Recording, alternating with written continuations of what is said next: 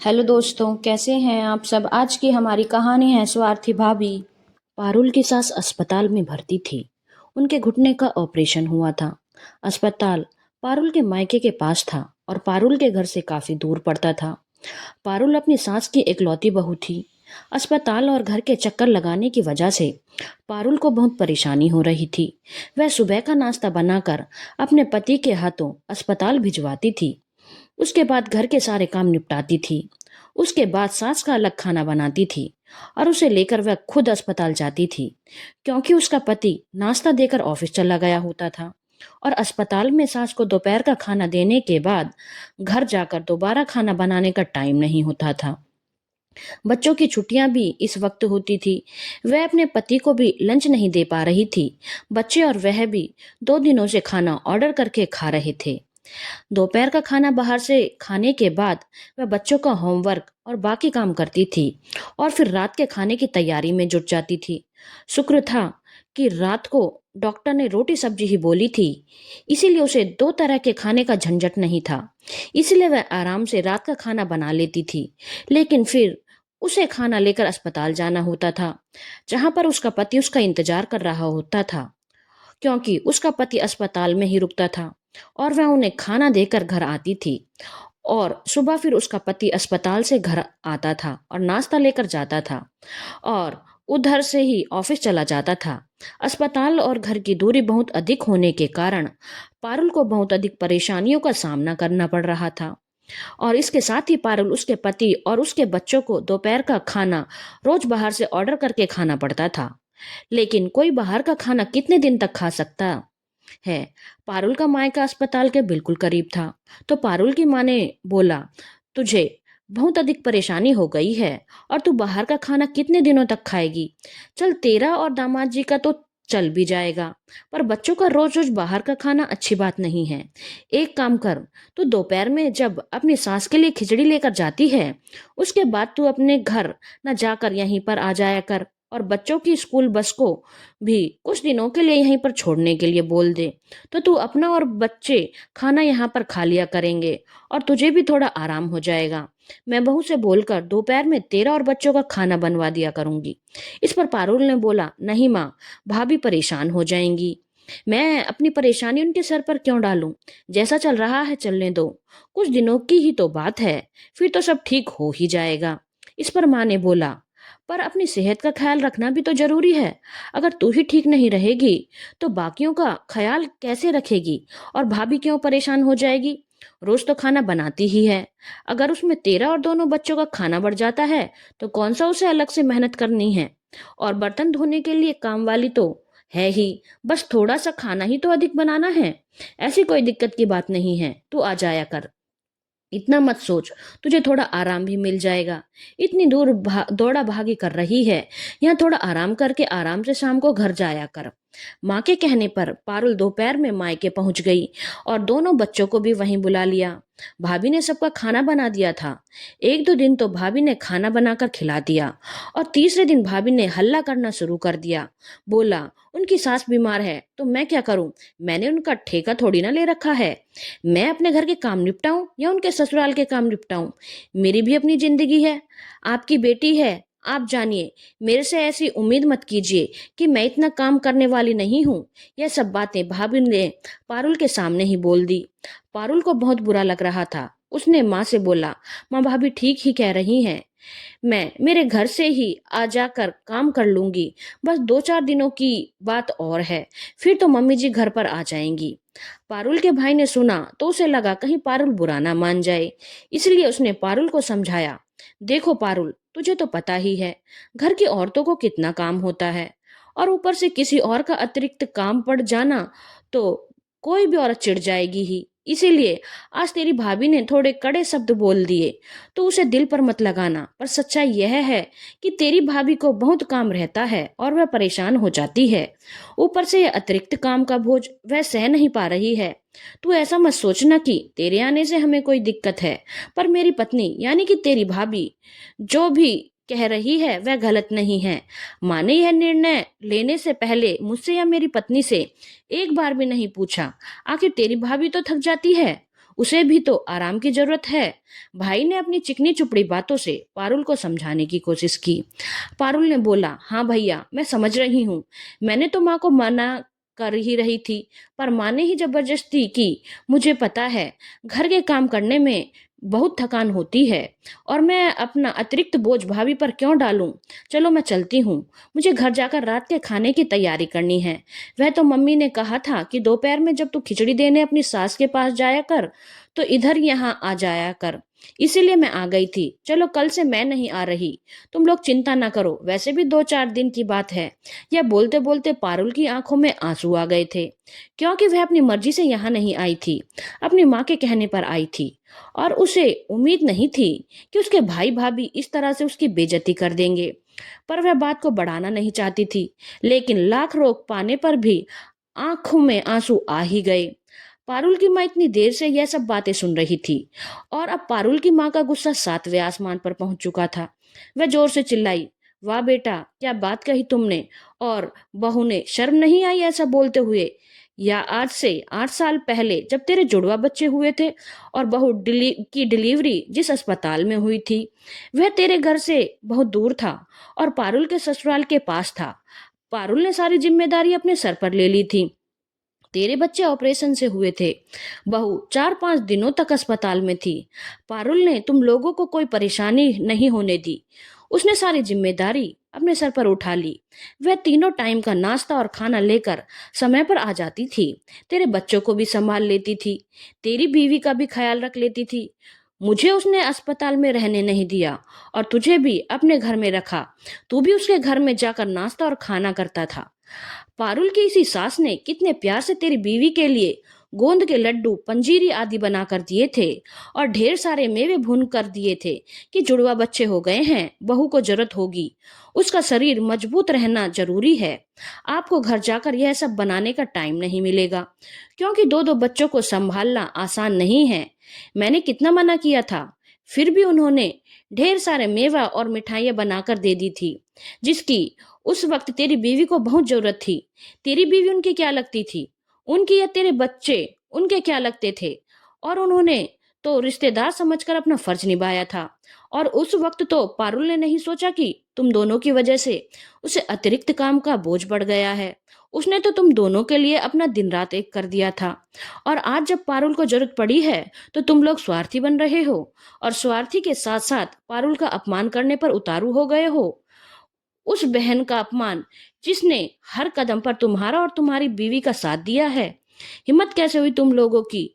और हाँ, कान खोलकर सुन लो, यह घर मेरा है और यहाँ वही होगा जो मैं चाहती हूँ। पारुल यहीं रहेगी जब तक उसकी सास अस्पताल में है। यह अपने घर नहीं जाएगी, और यहीं से वह अस्पताल जाएगी अपनी सास के लिए खाना लेकर।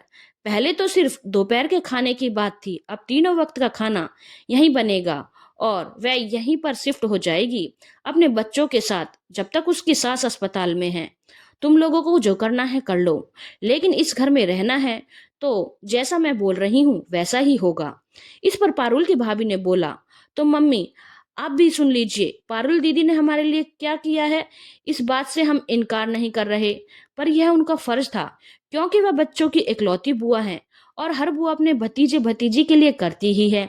मैंने भी अपने भतीजे के लिए किया है, मैं भी वहां जाकर रह रही हूँ क्या। लेकिन कोई अपनी ननद की सास के लिए अपने काम की जिम्मेदारी नहीं बढ़ाता, और मैं भी नहीं करने वाली कोई भी काम। तो आपको जो करना है कर लीजिए, मेरे से यह सब नहीं होने वाला। और पारुल दीदी ने जो भी हमारे लिए किया, यदि हमें पता होता इतने साल बाद वह इसका एहसान जताएंगी, तो हमने उनकी कोई मदद नहीं ली होती। इनका अच्छा है पहले मदद करो, बाद में एहसान भी जताओ। वाह भाई, हमने नहीं बोला था पारुल दीदी को यह सब करने के लिए, उन्होंने अपने मन से किया था। अब तो पारुल की माँ का गुस्सा और अधिक बढ़ चुका था। पारुल को समझ में आने लगा था कि बात बिगड़ने लगी है। उसने माँ से बोला, माँ क्यों परेशान हो रही हो, जैसे इतने दिन निकल गए 3-4 दिन और निकल जाएंगे। मैं जा रही हूँ, तुम लोग मेरी वजह से आपस में लड़ाई मत करो। यदि मुझे पता होता इतना बवाल हो जाएगा तो मैं कभी यहाँ आती ही नहीं। इस पर माँ ने बोला, नहीं अब तो तू यहीं रहेगी। मेरी बहू ने खुद को इस घर की मालकिन समझ लिया है, क्योंकि मैंने उसे कभी बहू नहीं समझा, हमेशा बेटी बनाकर रखा है। पर वह भूल रही है इस घर की मालकिन आज भी मैं हूँ और इस घर में वही होगा जो मैं चाहूंगी। उसकी बकवास बातों से मेरे ऊपर कोई फर्क नहीं पड़ने वाला। जिसके मायके वालों ने उसका अपना बच्चा होने पर झांकना तक जरूरी नहीं समझा था, सीधा उसके पहले बर्थडे पर आए थे। उनके लिए तो हर वक्त एक टांग पर खड़ी रहती है। और जिस ननद ने हर मुश्किल में इसका साथ दिया, आज वह ननद इसको भारी लग रही है, क्योंकि आज उसे दिक्कत है। इसकी हिम्मत कैसे हुई खुद को इस घर की मालकिन समझने की। एक बात कान खोलकर सुन लो बहू, यह घर पारुल के पिताजी ने बनवाया है और इस घर पर पारुल का भी उतना ही हक है जितना कि तुम्हारा और तुम्हारे पति का। तो पारुल को किसी की इजाजत की जरूरत नहीं है इस घर में रहने के लिए। इस घर की 50% हिस्सेदारी पारुल, और यदि मैं चाहूं तो 100% हिस्सेदारी हो जाएगी, क्योंकि यह घर मेरे नाम पर है। तो मेरे से तो मत उलझो। इस पर पारुल की भाभी ने बोला, अच्छा माँ जी, आपने यहाँ तक सोच लिया तो ठीक है, फिर आगे के सारे काम भी अपनी बेटी से करवा लीजिएगा, हमसे कोई उम्मीद मत रखिएगा। पारुल को समझ में आ चुका था कि बात बहुत बढ़ गई है। वह अपनी माँ को शांत करने की बहुत कोशिश कर रही थी, लेकिन आज उसकी माँ शांत होने वाली नहीं थी। उसने पारुल से बोला, तुम चुप रहो, तुम्हें बीच में बोलने की कोई जरूरत नहीं है। आज मैं इन लोगों को इनकी औकात दिखाकर रहूंगी। इन लोगों ने समझ क्या रखा है, बेटा बहू है तो क्या हमारे सर पर चढ़कर नाचेंगे। हाँ, क्या बोला बहू तुमने? अपने आगे के सारे काम मैं पारुल से करवा लूं? वह तो वैसे भी करेगी, क्योंकि मुझे तुमसे कोई उम्मीद दिख नहीं रही है। देख ली तुम्हारी औकात। और हाँ, इस घर में रहना है तो मेरे हिसाब से रहना पड़ेगा, नहीं तो अपना बोरिया बिस्तरा समेट लो और इस घर से बाहर निकलो। नहीं, हमें तुम्हारी जरूरत नहीं। यह सुनकर पारुल के भैया भाभी और पारुल हैरान हो गए कि माँ ऐसे कैसे बोल सकती है। पर पारुल की भाभी तो इकलौती बहू होने के गुमान में थी और खुद को घर की मालकिन मान चुकी थी। उसे लग रहा था कि माँ गुस्से में ऐसा बोल रही है, उसने कुछ होने वाला नहीं। तो उसने फिर अपना ताव दिखाया और बोला, अच्छा माँ, तो आप अपना क्रियाक्रम भी पारुल दीदी से ही करवा लीजिएगा, मुझसे और मेरे पति से कोई उम्मीद मत रखिएगा। अब तो बहू ने कुछ ज्यादा ही बोल दिया, जिसे सुनकर पारुल को भी बहुत गुस्सा आ गया। और पारुल ने बोला, भाभी अपनी जबान संभाल कर बात करो। इस पर भाभी ने बोला, तुम हमारे घर के बीच में मत पड़ो। अब तो पारुल की माँ को समझ में आ चुका था कि उसकी बहू निरंकुश हो चुकी है और उसे इस बात का बहुत गुमान है कि वह उसकी एकलौती बहू है। पारुल की माँ ने बोला, ठीक है, अभी अपना बोरिया बिस्तरा समेटो और मेरे घर से बाहर निकलो।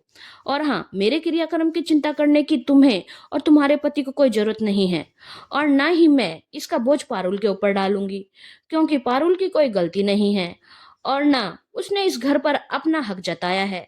वह मेरी जिद है। और तुम इस गुमान में मत रहना कि मेरा क्रियाक्रम नहीं होगा। क्या जिसका कोई नहीं होता उसका क्रियाक्रम नहीं होता? कभी सुना है कि किसी को अंतिम संस्कार नहीं हुआ? जिसका कोई नहीं होता सरकार उसका अंतिम संस्कार करवाती है। तो मुझे तुमसे कोई उम्मीद भी नहीं है, लेकिन हाँ, आज तुमने अपनी असलियत जरूर दिखा दी। चलो, समय रहते तुम्हारी असलियत तो मुझे दिख गई। अब मेरे घर में तुम मुझे नहीं दिखनी चाहिए हो तो तुरंत इस घर से निकलो और दोबारा कभी इस घर की ओर देखने की कोशिश मत करना। पारुल के भाई भाभी को ऐसा होने की कोई उम्मीद नहीं थी। उन्हें तो लगा था कि माँ डर जाएंगी और अपना फैसला बदल लेंगी, पर यहाँ तो दाव उल्टा पड़ गया था। अब उन्हें समझ में आ चुका था कि माँ से वह जितना उलझेंगे उतना ही उनका नुकसान होगा। तो उन्होंने पारुल के ऊपर जोर से चिल्लाया कि तुम्हें जो करना था वह तो तुमने कर लिया ना। यही तो तुम चाहती थी, इस घर पर कब्जा करना, जो तुमने आज कर लिया।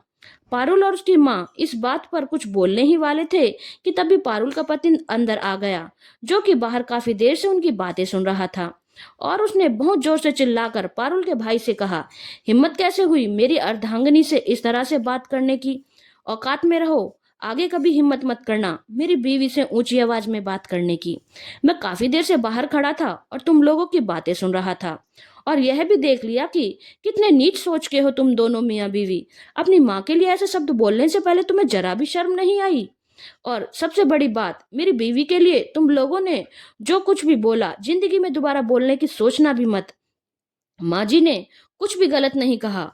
पारुल तो अपनी तरफ से पीछे हट रही थी, पर अब मैं कहता हूँ पारुल यहीं रहेगी। उसका भी इस घर पर बराबर का हक है। देखते हैं कौन क्या कर लेगा। और रही बात इस घर को हड़पने की, तो साले साहब किस दुनिया में जी रहे हो? क्या तुम्हें पता नहीं है कि पारुल के पास तुमसे कहीं ज्यादा पैसा और प्रॉपर्टी है? और वह इस तरह के 4 घर खरीद सकती है। तुम्हें क्या लगता है वह तुम्हारे इस घर को हड़पने में अपना दिमाग लगाएगी? यह सब तुम जैसे छोटी सोच वाले लोगों के दिमाग में होता है। अब तुम लोग सुनो, मेरी पत्नी और अपनी माँ का जितना अपमान करना था तुम लोगों ने कर लिया। अब अगर चाहते हो कि और ज्यादा बात ना बढ़े तो चुपचाप अपनी माँ और मेरी पत्नी से माफी मांग लो, नहीं तो तुम्हारी माँ ने जो फैसला लिया है उसमें हम उनके साथ रहेंगे। भगवान की दया से हमारे पास पैसों की कोई कमी नहीं है और ना ही हमें तुम्हारी कोई संपत्ति चाहिए। और हाँ, हमें बहुत अच्छे से पता है कि अभी तुम्हारी इतनी हैसियत नहीं है कि तुम अपना अलग घर खरीद सको। तो ये मत सोचना कि मैं अपने पैसों का गुमान दिखा रहा हूँ, पर हाँ, मैं तुम्हारी असलियत दिखा रहा हूँ। तो यह घर तुम्हारे लिए कितना जरूरी है यह भी तुम जानते हो। तुम्हारी पत्नी को 2-4 दिन किसी के लिए खाना बनाना पड़ा तो इतनी तकलीफ हो गई कि बात यहाँ तक बढ़ा दी। ननद अगर भाभी के लिए करे तो वह ननद का फर्ज है, और यदि भाभी को ननद के लिए करना पड़ जाए तो भाभी के लिए बोझ है। वाह भाई, बहुत अच्छे नियम है तुम्हारे यहाँ तो। पारुल की बेवकूफी है कि वह सब के बारे में इतना सोचती है, नहीं तो आज के जमाने में सब अपना अपना लेकर चलते हैं। और यह भी पारुल की बेवकूफी है कि इतनी देर से वह तुम लोगों की बकवास सुन रही है। अगर उसकी जगह मैं होता तो 2 मिनट नहीं लगाता तुम्हें तुम्हारी औकात दिखाने में। मेरे लिए मेरी माँ और मेरी बीवी और मेरे बच्चे से बढ़कर कोई नहीं, और इनका अपमान मैं किसी कीमत पर बर्दाश्त नहीं करूंगा। और तुमने तो मेरी बीवी के साथ साथ अपनी माँ का भी अपमान किया है। तुम दोनों तुरंत मेरी बीवी और अपनी माँ से माफी मांगो, नहीं तो इस घर से चले जाओ जैसा कि माँ जी ने बोला है। और इसमें मैं माँ जी के साथ हूँ। पारुल के भाई भाभी को समझ में आ चुका था कि अब यदि उन्होंने ज्यादा आकर दिखाई तो उनका अपना नुकसान है। उन्होंने चुपचाप अपनी बहन और माँ से माफी मांग ली। इसके बाद पारुल के पति ने बोला, पारुल चलो हमें अपने घर चलना है। मैं डॉक्टर से बात कर ली है, मम्मी को मैं घर शिफ्ट करवा रहा हूँ। साथ में 1 हफ्ते के लिए एक नर्स भी रहेगी और डॉक्टर हर दूसरे दिन आकर चेकअप कर लेंगे और जरूरी दवाइयां दे देंगे। अब तुम्हें अस्पताल और घर में दौड़ा भागी नहीं करनी पड़ेगी। तुम घर से ही माँ की देखभाल कर सकती हो। तो जल्दी घर चलो, मैं माँ को अस्पताल से लेकर आता हूँ। तुम तब तक घर पर माँ के लिए तैयारी करो और उनका रूम ठीक करो। और उसके बाद पारुल के पति ने अपनी सास से बोला, माँ जी, आप यह मत समझिएगा कि आज जो कुछ भी हुआ उसके बाद मेरा और पारुल का आपसे कोई मनमुटाव है। मैं आज भी आपका दामाद हूँ और हमेशा रहूंगा। आपको जब भी जरूरत पड़े बस एक फोन कीजिएगा, मैं और पारुल हाजिर हो जाएंगे। आप कभी खुद को अकेला मत समझिएगा। आपका यह बेटा हमेशा आपके लिए खड़ा रहेगा और आप बीच बीच में आकर हमारे घर रह सकती हैं, क्योंकि बेटी का फर्ज भी है माँ की सेवा करना। आप यह मत सोचिएगा कि बेटी के घर कैसे जाऊं। आपको तो मेरी माँ का नेचर पता है, उन्हें बहुत खुशी होगी आपके आने से। पारुल की माँ ने बोला, हाँ बेटा मुझे पता है, पर मैं तुम्हारी माँ जैसी भाग्यशाली नहीं हूँ। ना मुझे ऐसी औलाद मिली, ना मुझे ऐसी बहू मिली जिसे 2 दिन ननद को खाना खिलाना भारी पड़ गया। उससे क्या उम्मीद कर सकते हैं। चलो तुम लोग अब जाओ, तुम्हें अस्पताल में समधन जी को लेकर घर आना है। मैं आती हूँ कल उनसे मिलने। और हाँ, तुम लोग कोई चिंता मत करना, इस घर की मालकिन मैं हूँ और इस घर में वही होगा जो मैं चाहूंगी। तुम लोग बेफिक्र होकर जाओ। धन्यवाद दोस्तों। अगर आपको कहानी अच्छी लगी हो तो चैनल को लाइक, शेयर और सब्सक्राइब करना ना भूलें।